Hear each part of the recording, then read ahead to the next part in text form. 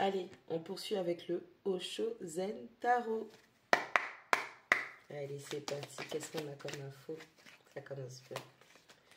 On a la numéro 2, moment par moment, pas à pas, simplement. Allez, on est en train de vous demander d'y aller à votre propre rythme. Peu importe la situation dans laquelle vous voulez. Nouvelle personne, nouvelle situation, nouveau job, nouvelle maison, peu importe tout ce qui se présente à vous, ou même une situation déjà établie, on vous demande d'y aller à votre rythme, pas à pas, pas de faux pas. Prenez le temps, soyez sûr de vous, soyez stable et soyez ancré dans chaque pas que vous allez avancer. La numéro 7 qui vous parle de la patience. On vous dit que de la même manière que la lune a des cycles, donc votre état émotionnel a des cycles, c'est de la même manière que vous devez faire preuve de patience pour pouvoir ressentir les choses et leur permettre de voir le jour.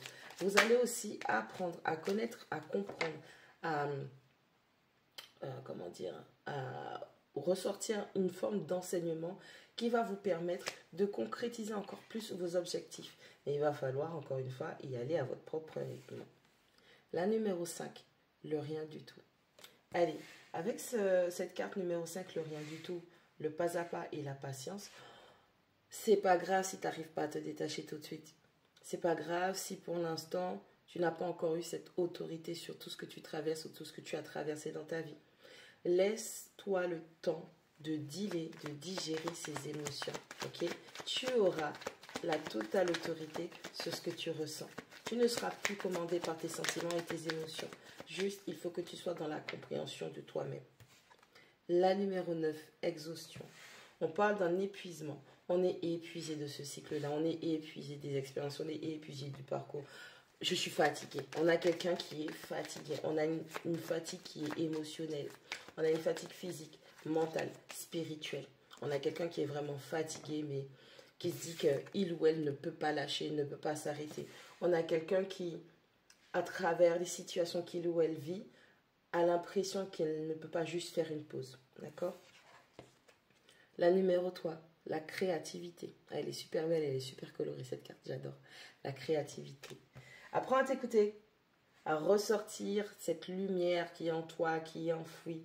Écoute-toi, regarde-toi, vois-toi, apprécie-toi, valorise-toi. Utilise ta créativité pour faire naître tes enfants, donc tes projets, tes idées, tes envies, des envies qui sont saines, des envies qui sont bonnes pour toi. Permets-toi d'exprimer ta créativité. La numéro 2, les possibilités. Cette situation que tu es en train de traverser, peu importe ce que tu ressens pour l'instant, on te demande de prendre de la hauteur, d'accord? De ne pas te laisser aveugler par trop de lumière ou de ne pas te laisser aveugler par la beauté de ce qui se présente à toi, de dézoomer de la situation pour ne pas être trop ancré dans le problème. Plus tu vas dézoomer, plus tu vas avoir une vue d'ensemble, donc plus tu vas voir les diverses opportunités, possibilités qui se présentent à toi, qui s'offrent à toi, et tu seras à même de choisir ce qui sera le mieux pour toi. La numéro 6, le succès.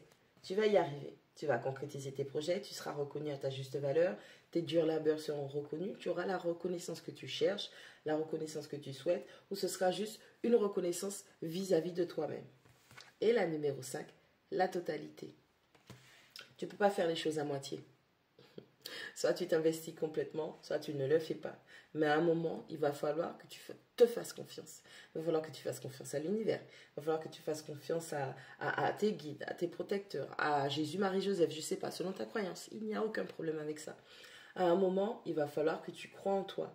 Il va falloir que tu te fasses confiance. Il va falloir, encore une fois, prendre cette autorité sur ta vie par rapport à ton état émotionnel. J'y vais pas, non, il va falloir que tu apprennes, tu réapprennes à te réapprivoiser et à te faire confiance pour avancer dans cette situation. En prenant conscience, avec la carte de la conscience, en prenant conscience de cette magnifique expérience, même si toutefois il y a de la douleur. Ok?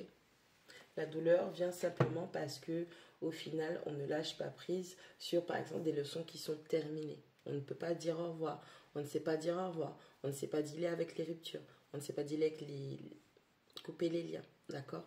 Donc, du coup, prends le temps et fais-toi du bien. Vas-y, pas à pas, à ton rythme.